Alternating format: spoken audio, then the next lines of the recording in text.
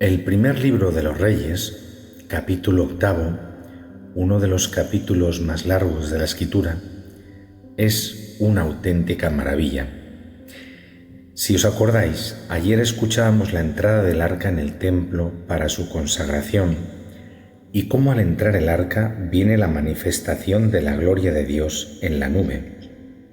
Salomón había querido construir una casa para que residiera el Señor, una morada donde habite para siempre. Y decíamos que con esa manifestación el Señor quería hacer ver a su pueblo que Él estaba allí de manera especial, como escuchamos hoy en la oración de Salomón. El Señor, no solo allí, está en todas partes, está siempre cercano y accesible a nosotros, pero allí está de manera especial. Hoy escuchamos que después de la entrada del arca, Salomón ora al Señor.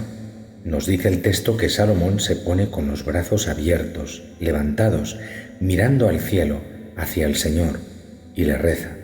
Ora al Señor en nombre de todo su pueblo, y básicamente lo que le dice al Señor es que Él ha querido construir ese templo, pero ese templo evidentemente no le puede abarcar.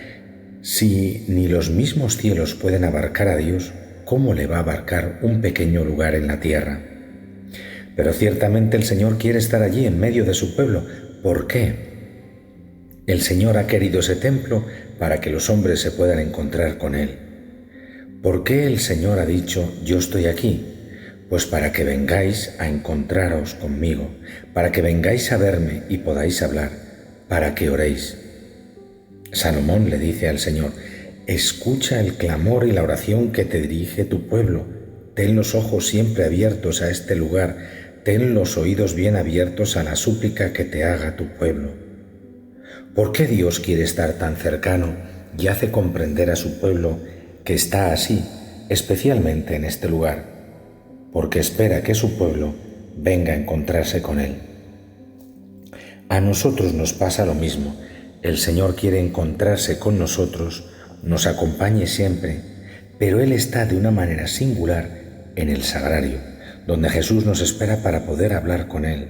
No solo aquí, está siempre presente y en todo momento, pero aquí quiere encontrarse con nosotros y enseñarnos a orar.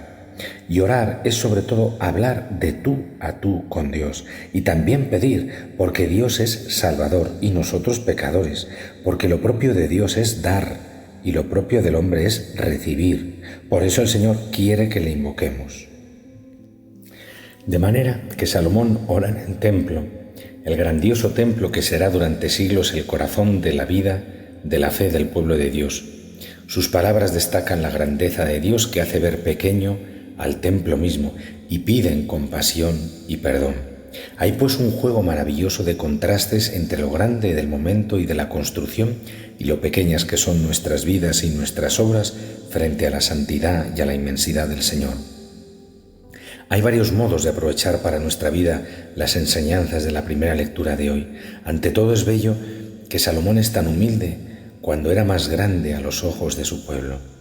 Para un niño, su padre o su madre es Dios, es alguien muy grande. Ver al padre o a la madre arrodillarse frente a Jesús y adorarle es un modo muy concreto de inculcar en el niño cómo es de grande el Señor. El niño no puede sino pensar, si mi padre que es tan grande reconoce que Dios es inmenso, ¿cómo será de grande Dios? La catequesis hecha a base de estos gestos sencillos cala profundamente en las mentes de los niños. Otro aspecto interesante es aquello de no idolatrar las obras de nuestras manos. Se dice que los constructores del Titanic dijeron que ni Dios podría hundirlo. Perdonadme la expresión, pero así fue. Y es un caso extremo de orgullo y vanidad. Lo más sano es ver todo lo que hacemos como Salomón vio su templo. Él sabía que no iba a hacer nada más grande en su vida y sin embargo comprendió que el Dios que rebasa los cielos sobrepasa también el breve espacio de unos ladrillos. Los verdaderos santos no han idolatrado sus obras. San Vicente de Paúl, por ejemplo, sentía dolor por todos a los que no había podido servir, y eso que él hizo más por los pobres que muchísima gente. Santo Tomás de Aquino consideraba que era paja lo que había escrito. No es falsa modestia, es la sincera conciencia de que Dios es de veras grande, muy grande. Es el don del temor de Dios. En el Evangelio de hoy contemplamos que es maravilloso poder acercarse a Jesucristo, pero ¿maravilloso para qué? Pues maravilloso para aquel que reconoce su propia necesidad y que luego encuentra una respuesta en el amor de Dios que se manifiesta tan abiertamente en Jesús.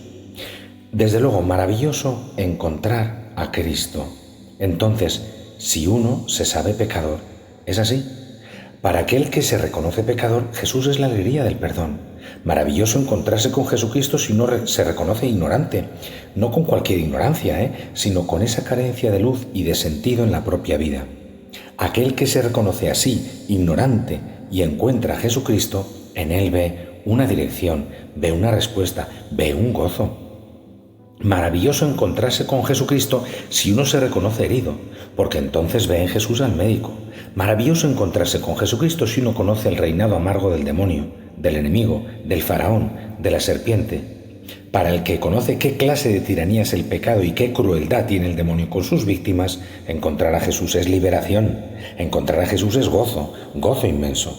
Maravilloso encontrar a Jesucristo si estamos en alguno de esos grupos.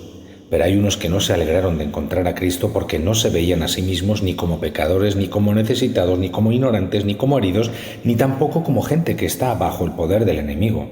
Al contrario, estos se creían sanos, iluminados, doctos, fuertes, estaban convencidos, estaban muy convencidos de lo bien que se encontraban.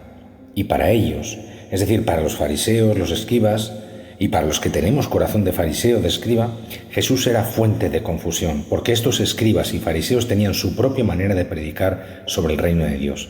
Estos escribas y fariseos tenían su propia manera de anunciar que había una esperanza, y para ellos la esperanza estaba en un cumplimiento estricto, prácticamente inhumano, de la ley de Moisés. Una carga pesada que ni ellos mismos querían llevar, ni mucho menos ayudar a llevar a otros. Y como ellos tenían esa manera de interpretar el reino de Dios, entonces Jesús era un estorbo para ellos. No, ellos no se reconocían pecadores como para encontrar en Cristo el perdón, no se reconocían heridos o lastimados como para encontrar en Cristo la sanación, ellos no se reconocían en poder del pecado ni afectados por el demonio y tampoco buscaban en Cristo liberación. Y como ellos no buscaban nada de eso, tampoco lo encontraban. Entonces se acercaban a Jesús no para recibir de Jesús, sino para juzgar a Jesús y para quitar a Jesús de en medio. Desventurados. Por eso Cristo les habla con dureza. Por eso Cristo golpea esos corazones rebeldes, como el que tiene que abrir una grieta para que salga ese aire enrarecido, o como el médico que tiene que abrir una herida para que salga la infección y para que se pueda entonces empezar a sanar. Eso es amor. ¿Qué duro? Pues sí. Pero qué amor el lenguaje de Cristo, pero qué apropiado, ¿verdad?, para ayudar a despertar a los que no reconociendo su necesidad, tampoco encontraban respuesta en la bendición que Dios les daba en Cristo. Feliz día para todos. Amén.